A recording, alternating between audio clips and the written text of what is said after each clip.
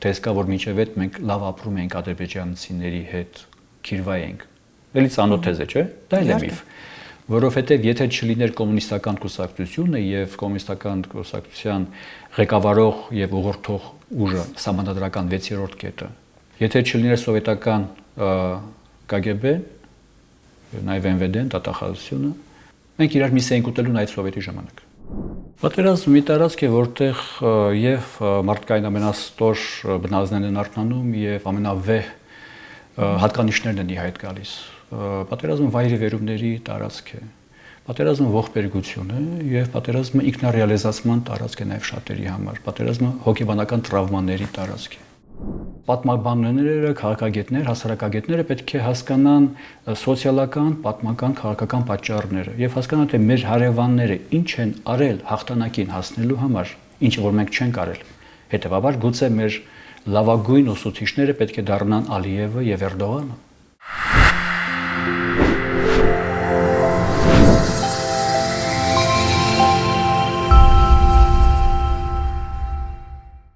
Պարոն Նալբանդյան, բարև ձեզ։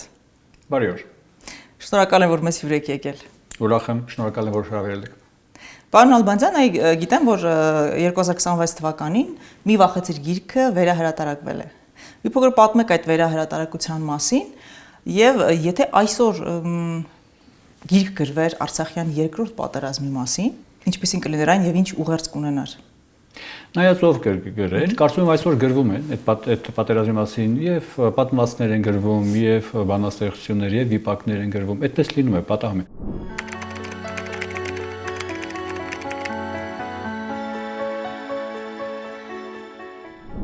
Բնական է, որ պետք է գրվեն, բնական է, որ պետք է վաղն էլ գրվեն, որովհետեւ դա մի շրջադարձային երևույթ էր հայ ժողովրդի պատմության մեջ, երբ առաջին անգամ հայերը կարողացել էին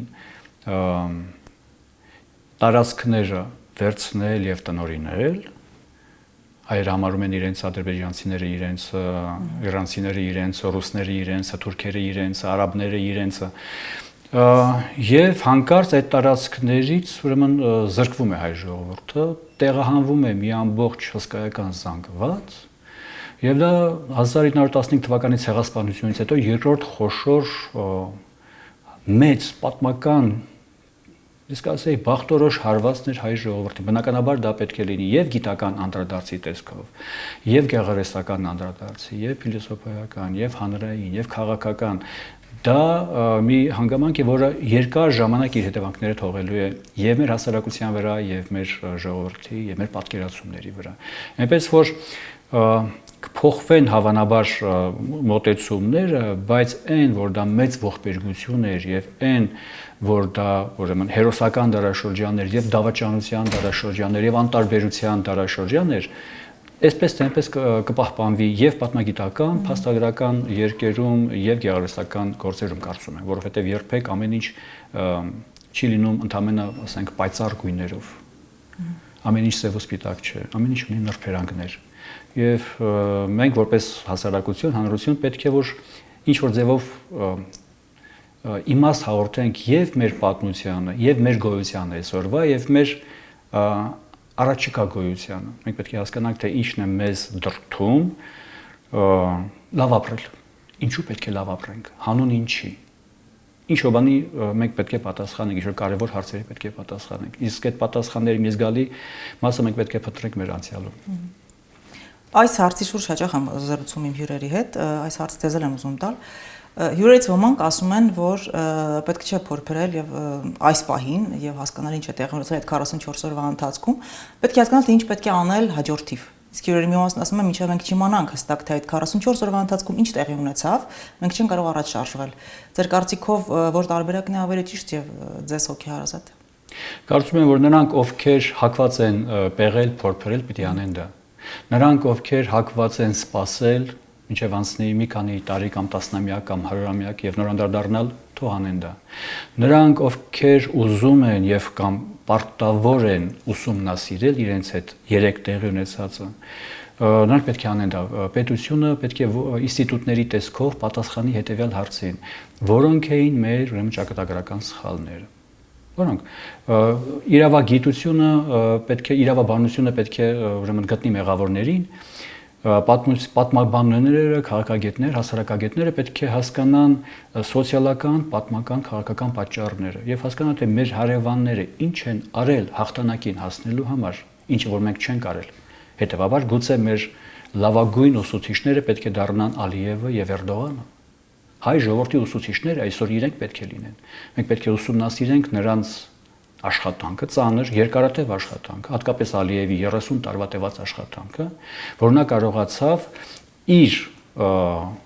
ժողովրդի, իր հասարակության իղձը վերականգնել, որը կորսված էր մինչև 8 տարի առաջ կորած էր։ Ադրբեջանցիները չէին հավատում, որ երբևէ կվերադառնա Ղարաբաղը իրենց կամ իրենք կվերադարձնեն Ղարաբաղը։ Ինչպես որ մենք մինչև 90 թվականը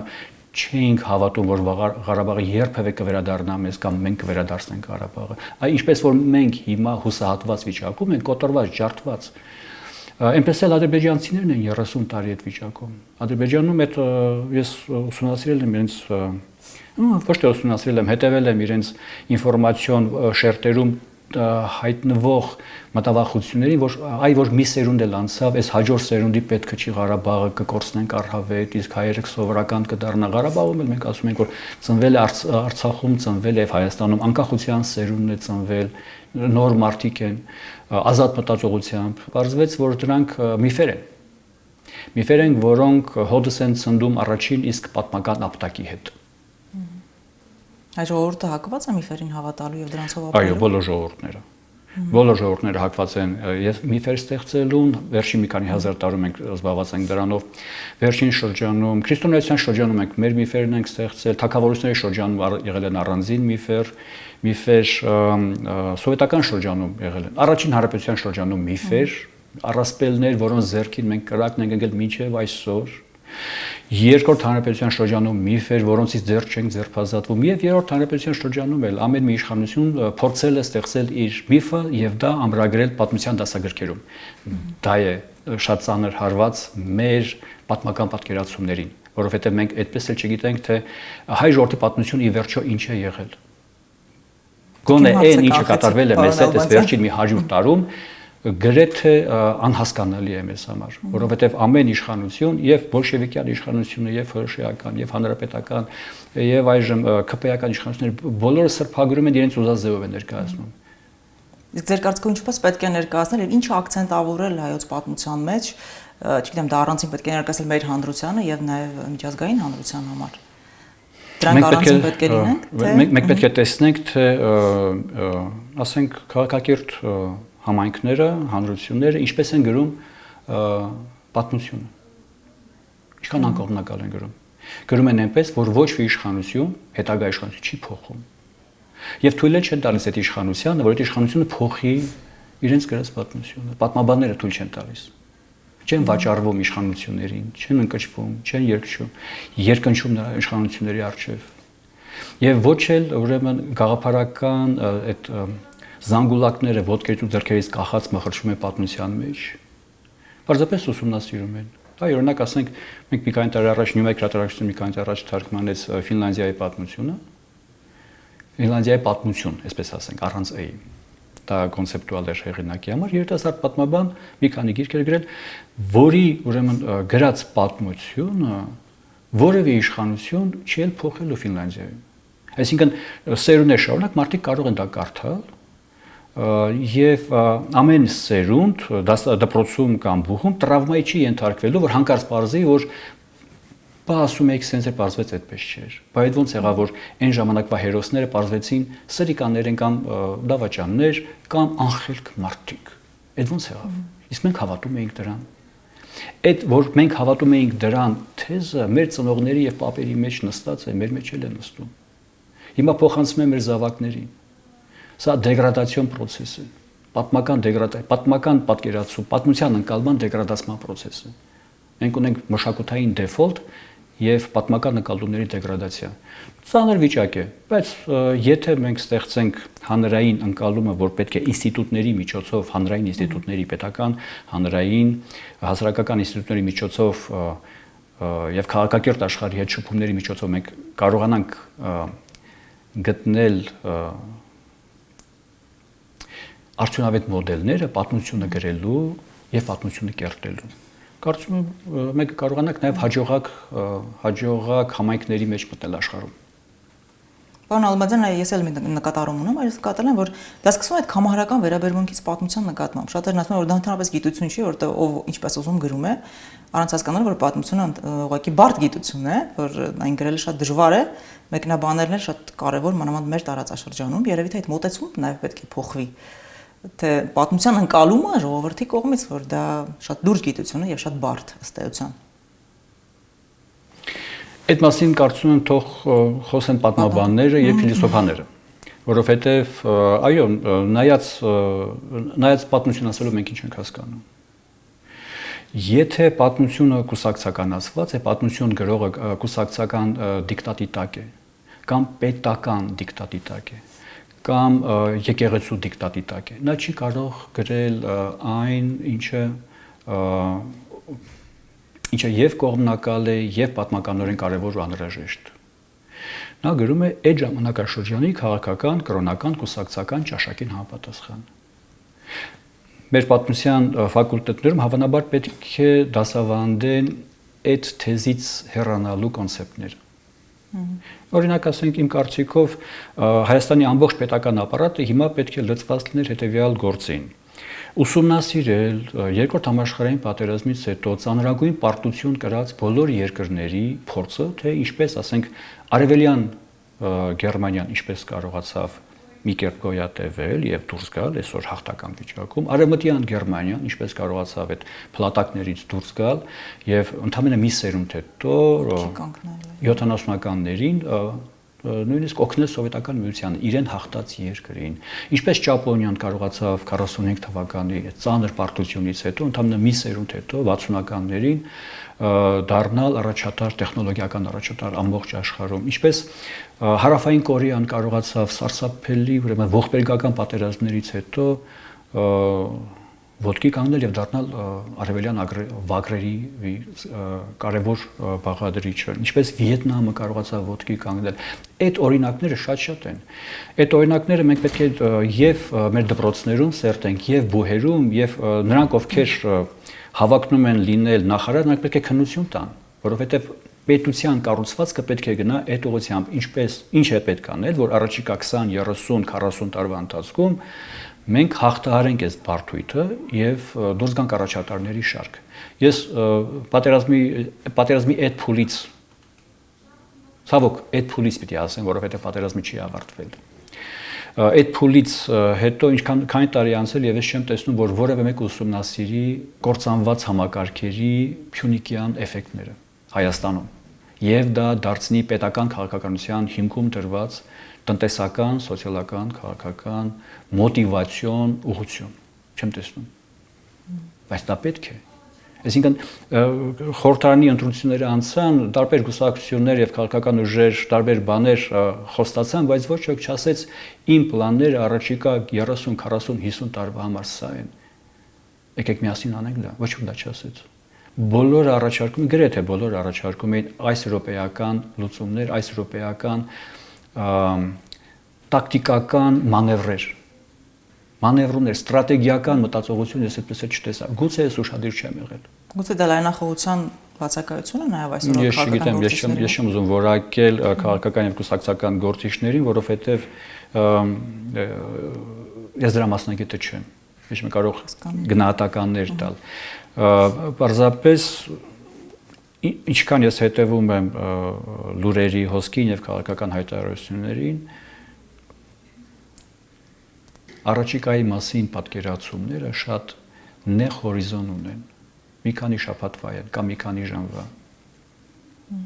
Հետաքրքիր է, որ զրուցեցինք, ես հիշեցի, որ վերջերս քաղաքագետի հետ էի զրուցում, ինքը ասաց, եթե չունենք, ինչպես դուք եք ասում, ասենք հեռավար պլան, չգիտեմ 30 տարվա համար, 10 տարվա համար, տեսլական, ուրեմն չեն կարողանա ճիշտ ուղղությամբ շարժվել նաև։ Երևի թե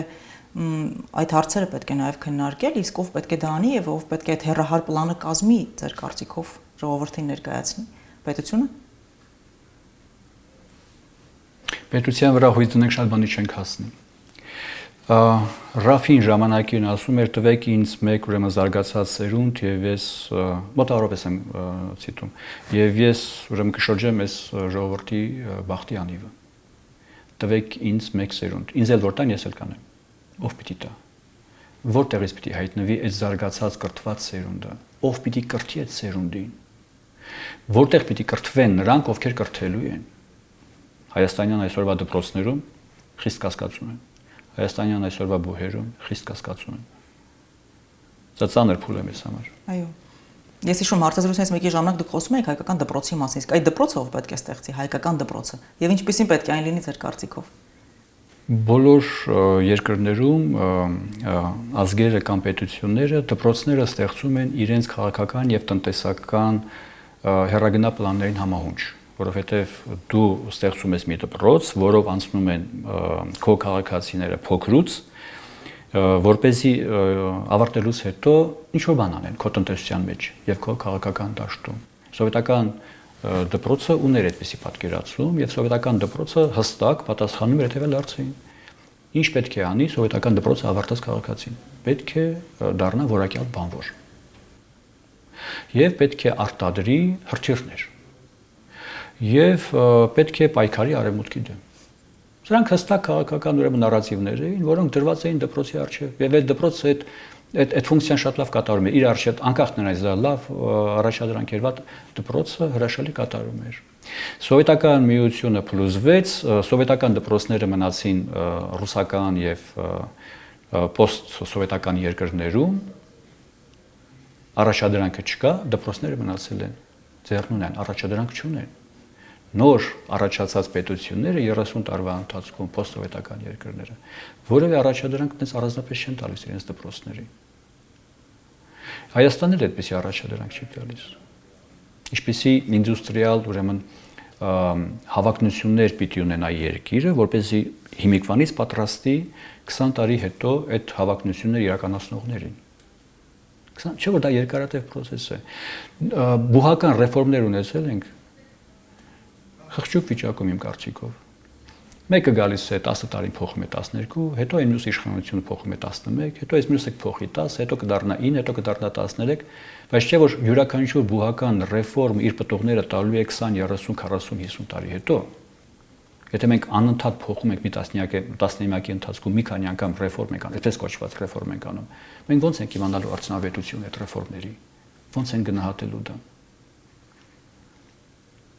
Սովետական դպրոցից հետո իմ կարծիքով Հայաստանում չի ստեղծվել որևէ դպրոց, որը կլիներ Հայաստանի Հանրապետության շահերից բխող եւ այդ շահերը սպասարկող կրթական օրգանիզմի մի հատվածը, որովհետեւ դպրոցը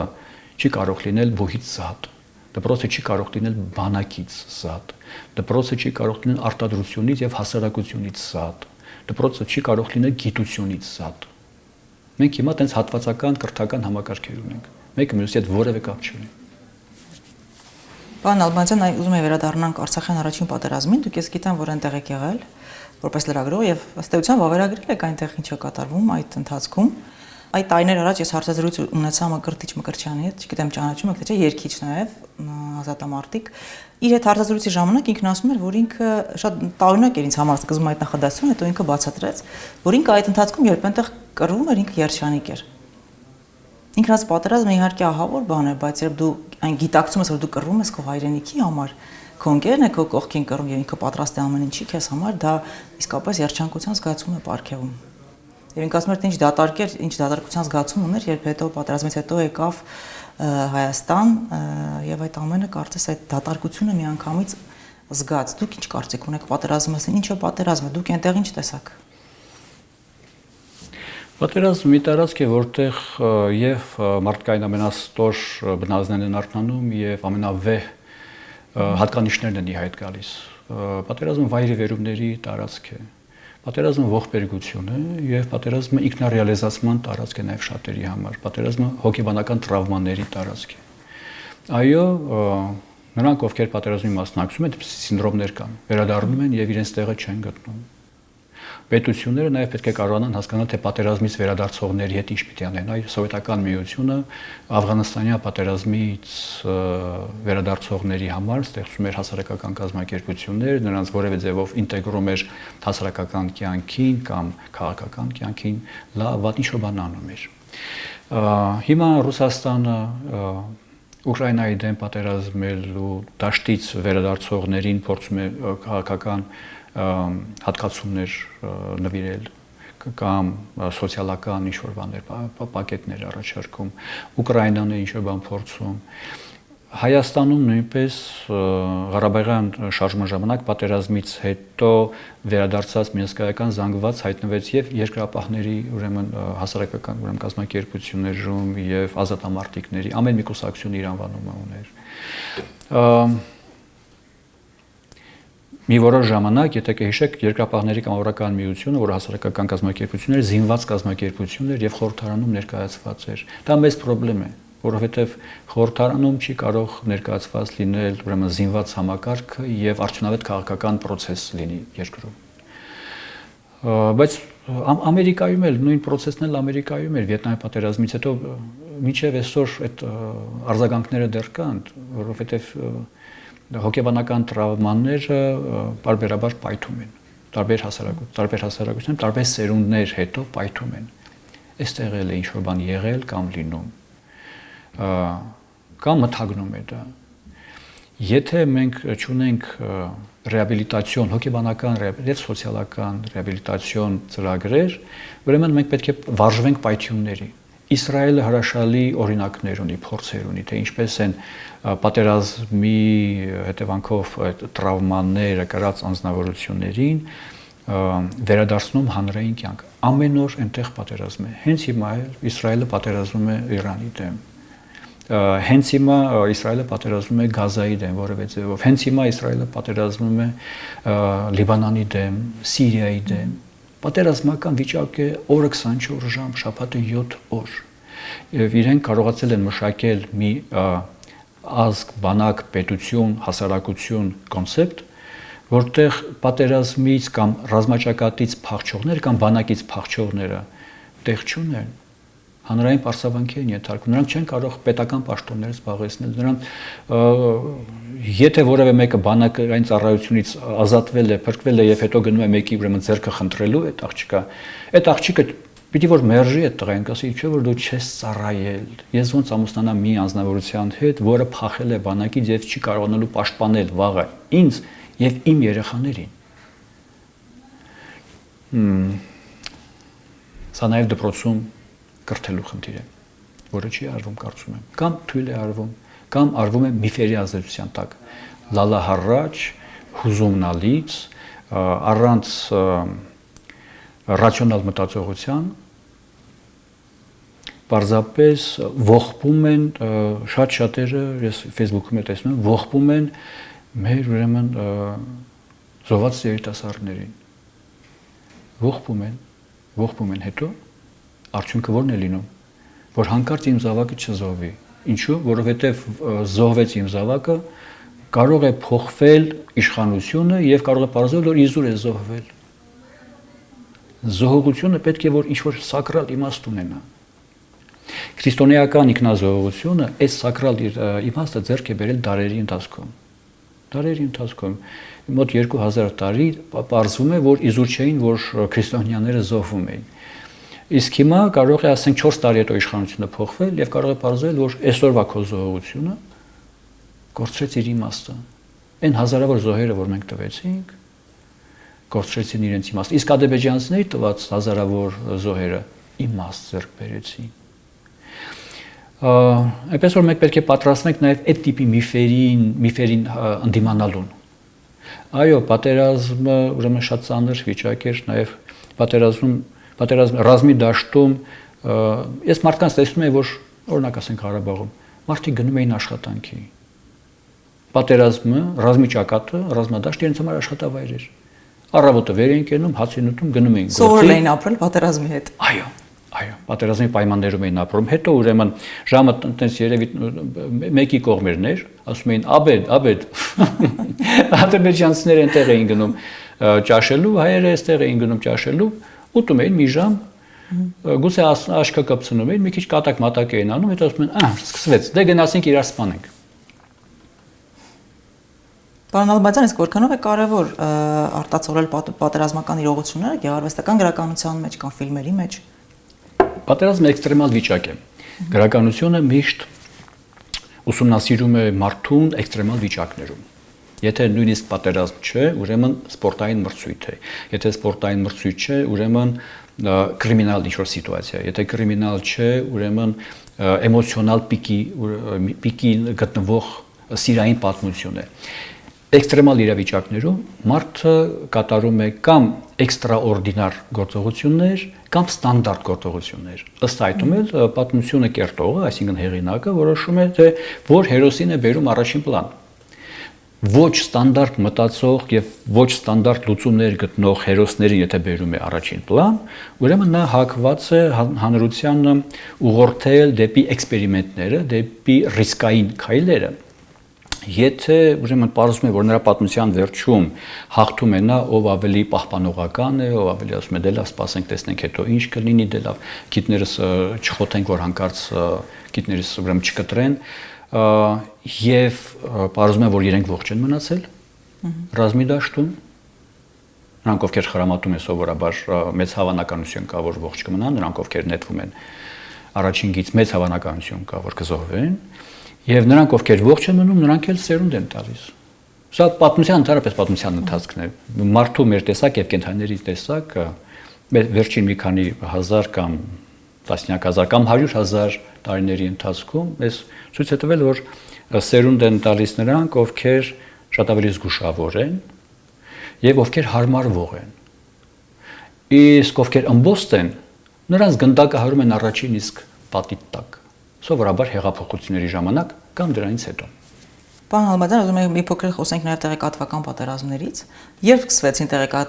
սկսվեց տեղեկատվական պատերազմը Հայաստանի եւ Ադրբեջանի միջև, այն մինչև օրս է շարունակվում, բայց սկիզբը երբ եղավ եւ ինչպես։ Եթե դեմ չեք, ես մի ճշգրտում անեմ։ Ոչ թե տեղեկատվական պատերազմ, այլ քարոզչական։ Քարոզչական։ Ես սա նաև մանկավարժականում ժուրնալիստիկայի ֆակուլտետում հեռուստառադիոլրագրության իմ ուսանողներին եմ ներկայացնում ես խնդիրը։ Պատերազմը չի կարող լինել տեղեկատվական։ Ինֆորմացիոն պատերազմներ չեն լինում։ Պատերազմները միայն ու միայն քարոզչական են լինում։ Դրանք տարբեր բաներ են, ոչ թե տարբեր են, հակադիր բաներ են։ Ինֆորմացիան մի բան է, քարոզչությունը մեկ այլ։ Անկախ նրանից մենք ինչն ենք համարում լավ, ինչը վատ, դրանք հակադիր բաներ են։ Միգուցե իսկ եթե ճշտամի ներկայացնում եք քարոզչություն, բայց ես իրեն պատասխանում եմ ճիշտ ինֆորմացիայով։ Օրինակ իմ երկրի, ասենք, ցակման մասին, չէ՞, թեզեր կան եւ շրջանառվում են, հայերը եկել են Հնդկաստանից։ Ինչու եմ սա ասում, որովհետեւ այս խայծը շատերն են միանգամից հայտնի իդե պարող կա, չէ՞, Նիկոլայ Ցիսկարիձեն, ես չգիտեմ ինչի համար, բայց ինքը մեջ բերեց այդ ադրբեջանական քարոզչական թեզը, որ ասում են, որ հայերը ոչ թե հայկական լեռնաշխարհի բնիկներն են, այլ եկել են Հնդկաստանից։ Եվ այդ թեզին մենք բնականաբար այդ քարոզչությանը մենք բնականաբար պատասխանում ենք ճշմարտությամբ ապացուցելով, որ մենք չէ, այստեղի բնիկներն ենք։ Դե տեսեք, քարոզչություն լինում է գիտության բնագավառում, լինում է քաղաքականության բնագավառում, լինում է ուրեմն սպորտի բնագավառում, կրոնի, կուսակցական բնագավառում։ Դրանք քարոզչություն, պետությունը չի կարող չունենալ քարոզչություն։ Եթե պետություն ես, ուրեմն ունես քաղաքականություն, եթե քաղաքականություն ես, ուրեմն ունես գաղափարախոսություն, եթե գաղափարախոսություն ես, ուրեմն պիտի քարոզես այդ գաղափարախոսությունը, եթե քարոզում ես, ուրեմն պիտի թույլ չտաս, որ որևէ մեկը հակառակը քարոզի, եթե ուրեմն իզա նշանակում է քաղաքական սանկցիաներ պետք է կիրառես եւ այլ տիպի սանկցիաներ պետք է կիրառես նրանց դեմ, ովքեր համարձակվում են այլ կերպ մտածել, քան դու։ Այս մոդելները հատուկ են պետություններին, եկեղեցիներին եւ կուսակցություններին։ Գիտությունը, եթե պետության ձեռքին խաղալիք է, այո, գիտությունը դառնում է պետական քարոզչության գործիքներից մեկը։ Եվ այն ինչ դուք ասում եք, դա ընդհանրապես քարոզչություն է գիտության բնագավառում պետության կառուցած կոնստրուկտներով եւ նարատիվներով։ Դրան կարող ես արձագանքել միայն նմանատիպ գործիքներով։ Ինֆորմացիայով չես կարող հակազդել։ Միայն քարոզչությամբ։ որը կարող ես կոչել հակաքարոզչություն, բայց միևնույն դա քարոզչություն է։ Պետք է լինի պետական քարոզչություն։ Պետք է գումարներ դրվեն պետական քարոզչության վրա, որովհետև այդ ամիջը ծախսատար process։ Հայաստանի եւ Ադրբեջանի միջև քարոզչական պատերազմները սկսվել են 90-ականներին, երբ արդեն ազատ էր արձակվել յուրաքանչյուրի կապանքը եւ սովետական KGB-ն, MVD-ն, դատախազությունը, կոմունիստական կուսակցությունը այլևս զսպող դեր չէր կատարում իր պերիֆերիայում։ Ուկրաինայում, Մոլդովայում, Հայաստանում, Վրաստանում, Ադրբեջանում, Միջին Ասիայում մինչև այդ զսպում էին։ Դες կա որ մինչև այդ մենք լավ ապրում ենք ադրբեջանցիների հետ, քիրվա ենք։ Էլի ցանոթ թեզ է, չէ՞։ Դա էլ է միֆ։ Որովհետև եթե չլիներ կոմունիստական կուսակցությունը եւ կոմունիստական կուսակցության ղեկավարող եւ ուղղորդող ուժը, սահմանադրական 6-րդ կետը, եթե չլիներ սովետական KGB, նաեւ MVD-ն, դատախազությունը, մենք իրար միս էինք ուտելու նաեւ սովետի ժամանակ։ Բայց կայսրությունը թույլ չի տալիս նացիոնալ ընդվզումներ, որովհետև դա կնշանակի կայսրության կործանում։ Ահա թե ինչու բոլոր նրանց, ովքեր ծպտուն էին հանում, քշում էին Սիբիր։ Քշում էին Սիբիր, բոլոր նրանց, ովքեր ասում էին մեր հայրենիքը, մեր երկիրը, մեր Նախիջևանը, մեր Ղարաբաղը եւ մեր մյուս տարածքները։ Ահա ինչու մենք եղբայրաբար ուրեմն համբուրում էինք իրար։ Ընդհանրապես դա էր, կար զսպող օրգանիզմ, զսպող ձեռք կար։ 90 թվականից հետո այս զսպող ձեռքը վերացավ եւ սկսեցինք իրար մորթել։ Եվ սկսվեց նաեւ պատրաստությունը տաք պատերազմին, ինչպես նաեւ քարոզչական միջոցներով։ Քարոզչական պատերազմը սկսվեց հենց 90 թվականին։ 88-ից սկսած արդեն պատերազմը իր առաջին փուլերի մեջ էր։ Հիմա շարունակվում է այդ պատերազմը եւ քարոզչական պատերազմն է շարունակվում։ Եթե նույնիսկ միակողմանի է շարունակվում։ Իսկ մենք երբևէ հաջողություն գրանցել ենք այդ քարոզչական պատերազմում, պարոն Ալբանդյան։ Գուցե եղել է եւ մենք այդ մասին չենք խոսել կամ չենք իմացել։ Գուցե եղել է, չեմ կարող ասել, որովհետեւ քարոզչական պատերազմը այնպեսի բան է, որ պետք է նաեւ ուսումնասիրվի եւ դառնա ուսումնասիրման առարկա նաեւ բուհերում պետք է մարդիկ պետք է գիտական աշխատություններ գան։ Իմ մի ուսանողուհին ես ուրախ եմ, որ ինքը համաձայնեց այդ քարոզչական պատերազմների մասին մագիստրոսական թեզ գրել, բայց պետք են դոկտորական թեզեր, որ մենք պատկերացնենք թե ինչ է կատարվել մեզ հետ, որովհետև քարոզչական պատերազմները հիմա ուրեմն եւ հայ-ռուսական քարոզչական պատերազմներ են մղվում, եւ հայ-վրացական, եւ ավելի թեթև ժանրի իհարկե, եւ հայ-իրանական, եւ հայ-իսրայելական, եւ հայ-թուրքական, եւ հայ-ադրբեջանական, եւ հայ-աֆղանստանյան գուցե մենք պետք է պատկերացնենք, թե յուրաքանչյուր ֆրոնտում մենք ինչքան ներդրում ենք անում եւ կապիտալ ներդրումները եւ պետք է հասկանանք դրա արդյունավետությունը որն է եղել։ Դա շատ բարդ բան է, այդ որ դուք հարցնում եք հաջողություններ գրանցել ենք թե չէ, ավանաբար այդ գործով պետք է որ զբաղվեն հատուկ ծառայությունները, որովհետեւ քարոզչական պատերազմի մի զգալի մասը կամ վարում են իրենք, կամ հատուկ ծառայությունների ձեռքի տակով է անցնում։ Օրինակ ասենք Ադրբեջանի քարոզչական ուրեմն բոլոր հարցակումները, գրոհները հայկական ուղղությամբ անցնում են իմ խորին համոզմամբ անցնում են Ալիևի ձեռքի տակով, պրեզիդենտի ապարատով են անցնում եւ հատուկ ծառայությունների ձեռքի տակով են անցնում։ Ես այստեղից չգիտեմ համարժեք ուժերը արձագանքում են կամ պատասխանում են թե ոչ։ Իսկ քարոզչական հաջող արշավ թշնամու կողմից ձեզ համար նկատելի եղել այս ընթացքում։ Ես հաճախ հետևում եմ սոցիալական ցանցերում ինչ որ հարցեր են քննարկում, նույնիսկ ինչ որ գորգերի խումբ կա, որտեղ ներկայացվում են հայկական գորգեր, հայկական տառերով, այնտեղ անունն է գրված, նույնիսկ թվականը, վիշապագորգեր կան այնտեղ, բայց հայերը չեն կարող ապացուցել, որ դրանք իրենց գորգերն են, որտեղ ադրբեջանցիները չափազանց ակտիվ են, ես հասկանում եմ, որ 50%-ը դա կեղծ օգտատեր են, ամեն դեպքում իրենք ամենտեղ չափազանց ակտիվ են եւ չափազանց հետեւողական։ Այդ հետեւողականությունը ցանկացած հարցում կարծում եմ մեզ շատ պակասում է։ Տեսեք, մի քանի տարի առաջ ադրբեջանական ուրեմն կայքերը բնականաբար Ալիևի ձեռքի տակ գտնվող եւ Ալիևի շահերը կամ Ադրբեջանի իշխանության շահերը սպասարկող կայքերը ինչ որ ինֆորմացիա էին դնում Ադրբեջանի շահերից բխող բնականաբար Հայկական բազմաթիվ սունկ կայքերի տիպի պրիմիտիվ կայքեր անմիջապես դա վերատպում էին, տարածում էին առանց հողում անելու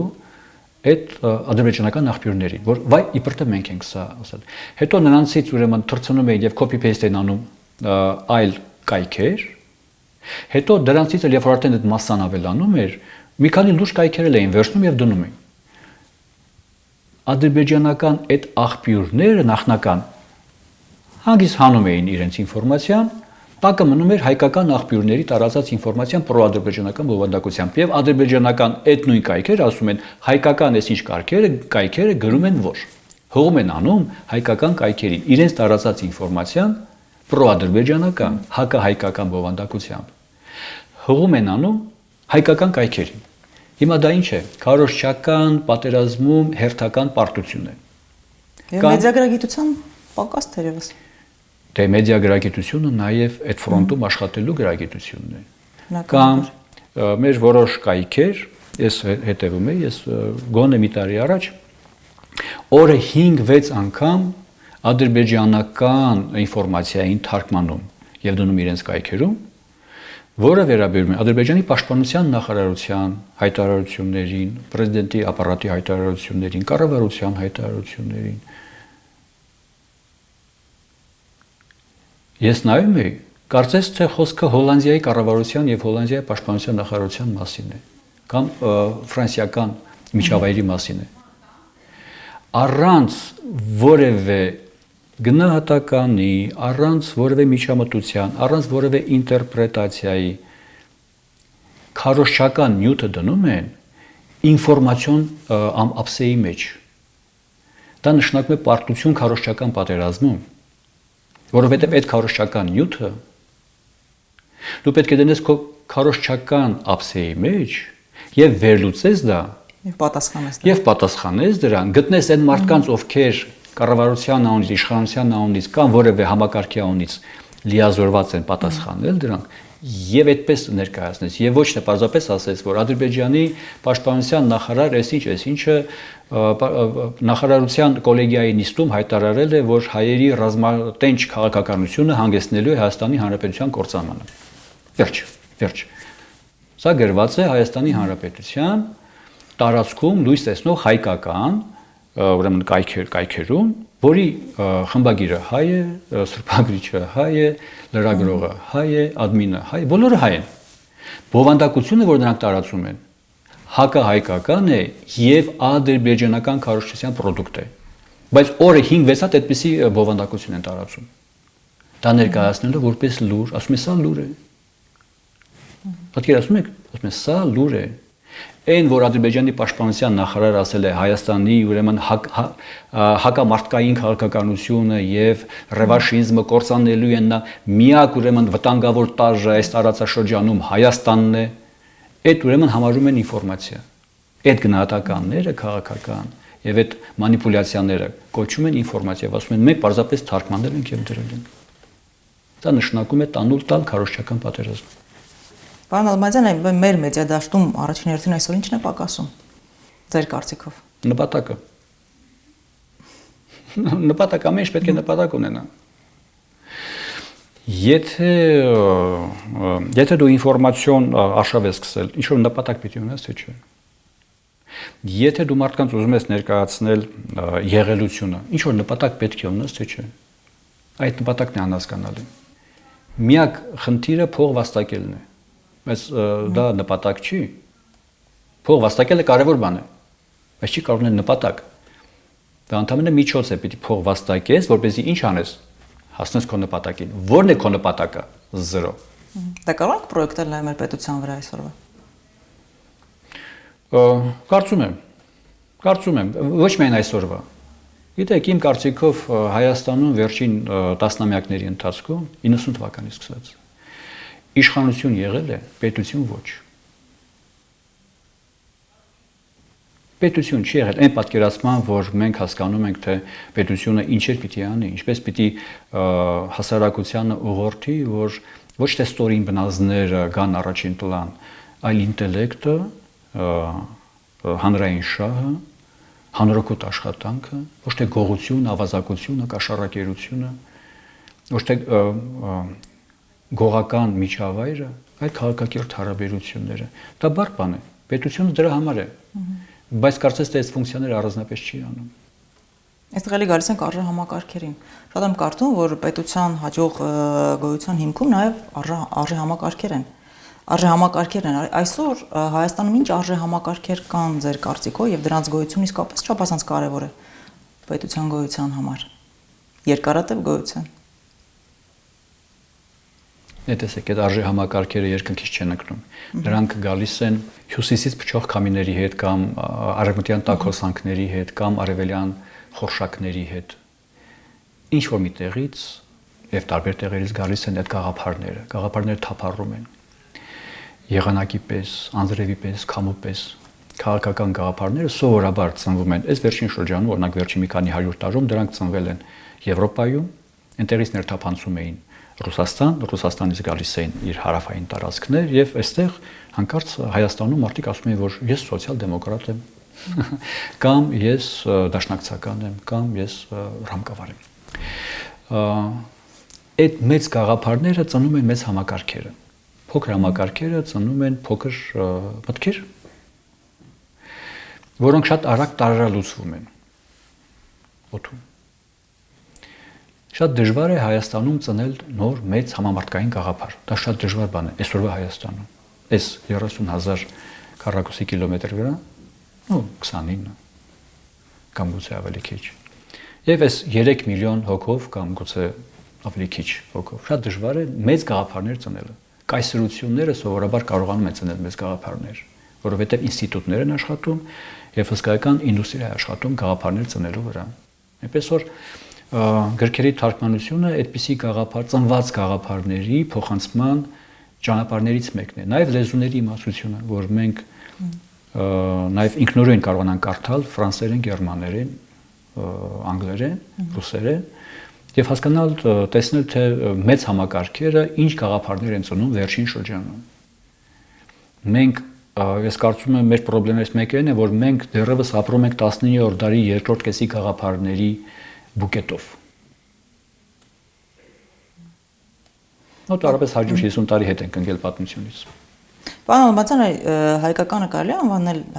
քաղաքակրթություն։ Շատ հյուր ունեմ, որ ասում են մենք ունենք հայկական քաղաքակրթություն եւ այդ քաղաքակրթությունը իսկապես տալուբան ունի աշխարհում։ Մենք քաղաքակրթություն ենք ձեր կարծիքով։ Այդտեղ երկու անհասկանալի բան կա։ Մեկը քաղաքակրթությունը, ինչ է նշանակում։ Մյուսը հայկականը։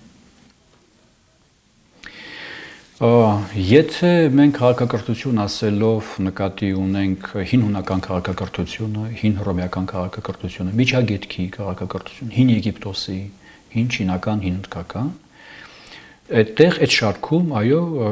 ուրեմն կա մի քաղաքակրթական համակարգ, որը սովետական պատմագիտություն կոչվում էր կուր-արաքսիան, որ չվիրավորեն վրացիներին եւ ադրբեջանցիներին։ Կուր-արաքսիան երկու գետերի միջև ընկած միջգետային, դա էլ միջագետքի մեկ ուրիշ տեսակն էր, միջգետային հովտային շրջանի քաղաքակրթություն։ Քաղաքակրթությունը այնպեսի մի համակարգ է, որ բազմաթիվ սահմանումներ ունի, բոլորն էլ թերի են, բայց մի բան է, որը պիտի որ մեծ ազդեցություն ունենա միջազգային քաղաքակրթական համակարգի վրա, միջազգային մշակութային համակարգի վրա։ Եթե հայկական ճարտարապետությունը ազդում է եվրոպական եւ ասիական քաղաքակրթությունների վրա, ուրեմն այո, մենք քաղաքակրթական միավոր ենք կամ քաղաքակրթություն ստեղծող օջախ ենք, եթե ազդում է։ Ճարտարապետներն ասում են, որ ազդեցություն ունեցել է։ Ազդեցություն ունեցել է։ Եթե հայկական ռազմական արվեստը ազդում է այդ համակարգերի վրա, եվրոպական եւ ասիական, եթե հայկական գիտությունը ազդում է այդ համակարգերի վրա, եթե հայկական դպրոցը ազդում է այդ համակարգերի վրա, եթե հայկական արվեստը ազդում է, եթե հայկական կենցաղը ազդում է այդ ամեն ինչի վրա, եթե ամերիկացիները Ամերիկայում որոշել են սերունդներ շարունակ ձգտում են հայկական ջինս գնել Հայաստանում արտադրված Հայաստանում կարված, գուցե դա քաղաքակրթական ինտերվենցիա է հայկական։ Ամերիկացիները ուզում են հայկական ջինս գնել։ Չեմ հիշում։ Ոնց որ թե չէ, ոնց որ թե հայերն են ուզում ամերիկյան ջինս գնել եւ բոլորն են ուզում ամերիկյան ջինս գնել։ Դա քաղաքակրթական ինտերվենցիաների տարբերակներից մեկն է։ Ամերիկացիները ուզում են հայկական նոթբուքեր գնել, ձեռք բերել, շատ արագ ձերբազատվել իրենց տեսլաներից կամ ֆորդերից եւ ձերբել հայկական, ասենք, երազ մեքենաներ։ Ցավալիորեն ոչ։ Կարծում եմ ոչ։ Չինաստանում ուզում են ազատվել չինական մեքենաներից եւ ձեռք բերել հայկական մեքենաներ։ Կարծես թե ոչ։ Այդ դեպքում քաղաքակրթական ազդեցություն մենք ո՞նց ենք չափելու։ Լավաշով, խաշլամայով, նարեկացիով, նարեկացիով, քուչակով, հրաշալի։ Չարենցով, Տերյանով։ Հրաշալի է։ Եկեք տեսնենք, թե ուրեմն նարեկացին քանի անգամ է ընթերցվել Անգլիայում եւ Շեքսպիրը քանի անգամ է ընթերցվել Հայաստանում։ Կարող ենք համատել։ Ոչ։ Ոչ։ Կոնֆուցիուսի մասին խոսենք։ Քանի անգամ է նա ընթերցվել Հայաստանում եւ նարեկացին քանի անգամ է ընթերցվել Չինաստանում։ Ուրեմն մի քիչ ռեալ լինենք։ Կարող ենք ասել, որ մենք քաղաքակրթ, ինչ ասես կարող ենք ասել։ Բոլորը կարող են ասել, որ իրենք քաղաքակրթություն են։ Եկեք տեսնենք ազդեցությունը որն է, չափման միավոր պետք է լինի։ Մենք պետք է չափենք դա։ Հեգելին, Կանտին, հավասար կամ համարժեք փիլիսոփաներ մենք կարող ենք թվարկել հայ։ Սովետահայ մի քանիսի կարող ենք ժամանակակից մի քանիսի անունը մենք կարող ենք տալ, բայց մենք կարող ենք ասել, որ այս հայ փիլիսոփայի դասագրքերը ուրեմն ուսումնասիրվում են գերմանական բուհերում, ֆրանսիական, ամերիկյան, իրանական, ռուսական, չեն կարող ասել։ Վրաստանում ուսումնասիրվում են հայ փիլիսոփաներին։ Վրաստանում, մեր վերևի հարևանն է, կամ ներքևի, կամ չգիտեմ, կողքի։ Ոչ։ Բայց որ վրացիներին լսես իրենք են երկիր մոլորակի պորտը, հայերին լսես երկիր մոլորակի պորտը հայերն են, ադրբեջանցիներին լսես ադրբեջանցիներն են։ Պարոն Լոբազյան, կարելի է մի անձնական հարց։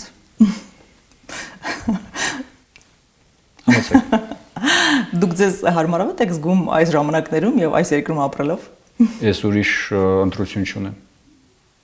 Կարծում եմ, որ եթե ես հայտնվեի մեկ այլ տարածքում, մեկ այլ ժամանակաշրջանում, հաստատ ավելի լավ չէր լինելու։ Վերջում ձեզ մի քանի բլից հարց ունեմ նաև տալու։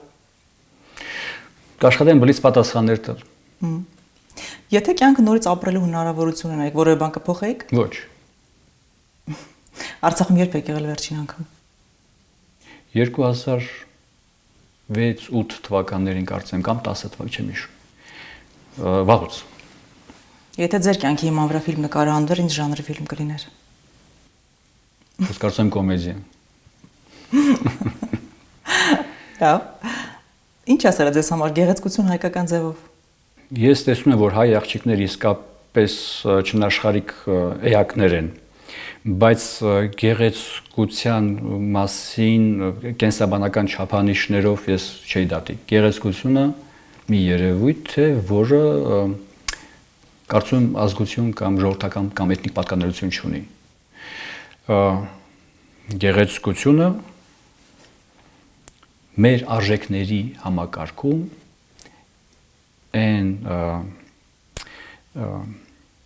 այն կամերտոնն է, որի շնորհիվ մենք միշտ կարողանում ենք մնալ ուղիղ գծի վրա, պատկերացնել, թե ինչ է լավը եւ ինչ է վատը։ Իսկ Հայաստանի մասին 3 նախադասությամբ օտարերկրացություն ինչպես կպատմեիք։ Կերեք պոպոկի մուրաբա ու կզգաք Հայաստանի համը։ Իսկ երբ ասում եք Հայաստան 2030 ինչ եք պատկերացնում։ Ինչ եք տեսնում։ Լաբորատորիան, որտեղ պատրաստում են նոր 25-րդ սերնդի ռազմական ռոբոտներ։ Դա ցանկություն է, թե իսկապես այդպես եք կարծում։ Ես դա տեսնում եմ։ Լավ։ Շնորհակալ եմ, պարոն Նալբանդյան։ Շնորհակալ եմ։ Հետաքրքրությունի համար։